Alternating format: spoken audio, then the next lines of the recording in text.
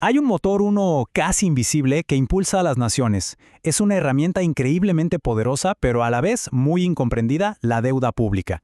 Hoy vamos a desentrañar cómo funciona y por qué, al final del día, nos afecta a todos. A ver, pensemos en esto por un momento.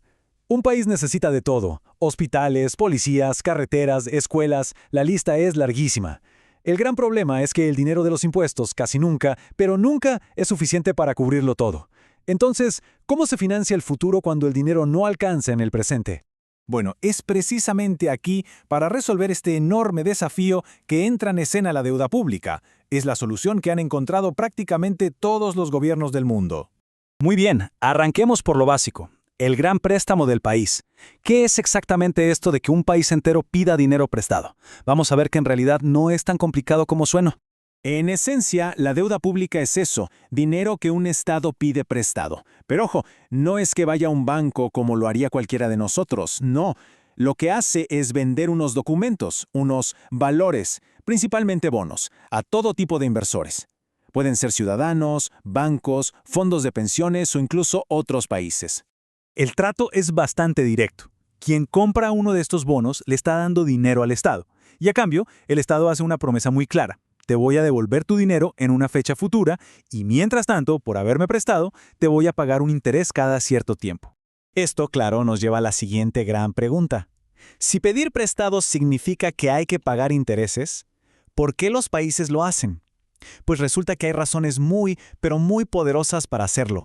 Podríamos agrupar las motivaciones en tres grandes bloques. La primera razón es para cubrir el déficit fiscal, que es simplemente cuando los gastos del gobierno son mayores que sus ingresos.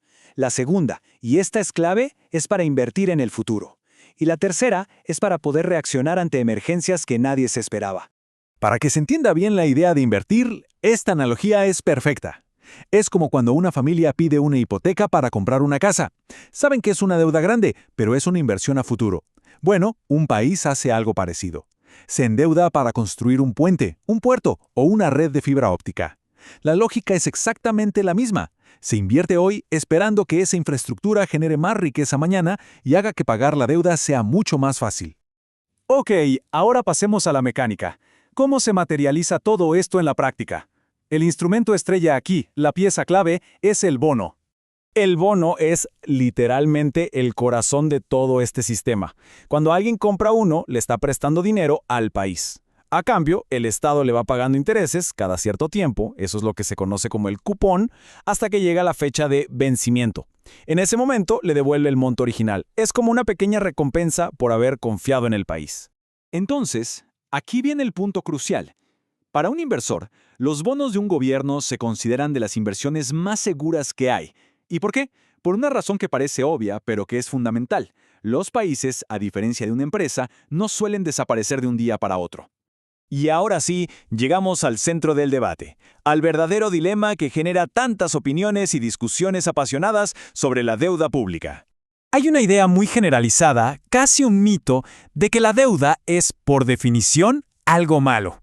Pero, ¿es realmente así en el mundo de la economía? La respuesta, como casi siempre, es un poco más compleja. La realidad es que, en la economía, la deuda no es ni buena ni mala en sí misma. Funciona más bien como un multiplicador. ¿Qué significa esto? Que tiene la capacidad de amplificar tanto los resultados positivos como los negativos. Pensemos en las dos caras de la moneda. Por un lado, la deuda puede ser una herramienta increíble para impulsar el crecimiento, modernizar un país y al final mejorar la vida de la gente. Pero por el otro, siempre existe el riesgo de que la carga de pagar esos intereses se vuelva demasiado pesada y ahogue al país. Para que quede súper claro, veamos un ejemplo de cuándo la deuda es beneficiosa. Imaginen que un país se endeuda a un costo, digamos, del 2% anual, y usa ese dinero para construir algo que hace que la economía crezca un 5%. Bueno, ahí el cálculo es fácil. Está generando una ganancia neta. La inversión se paga sola, y con creces. Ahora, el verdadero peligro aparece cuando la deuda empieza a crecer mucho, pero mucho más rápido que la economía. Hay un indicador clave para esto: la relación deuda/PIB, o sea, cuánto debe el país en comparación con todo lo que produce. Si esa relación se dispara, los pagos de intereses pueden empezar a comerse el presupuesto, los inversores se asustan y se puede entrar en una espiral muy, muy peligrosa. Al final, la deuda pública no es inherentemente buena o mala. Es una herramienta, y muy poderosa. Esta frase lo resume todo a la perfección. Bien gestionada es el motor del progreso, pero mal administrada se convierte en una carga pesadísima para las generaciones que vienen. Así que la pregunta clave en realidad no es si un país debe tener deuda o no, sino ¿para qué la está usando?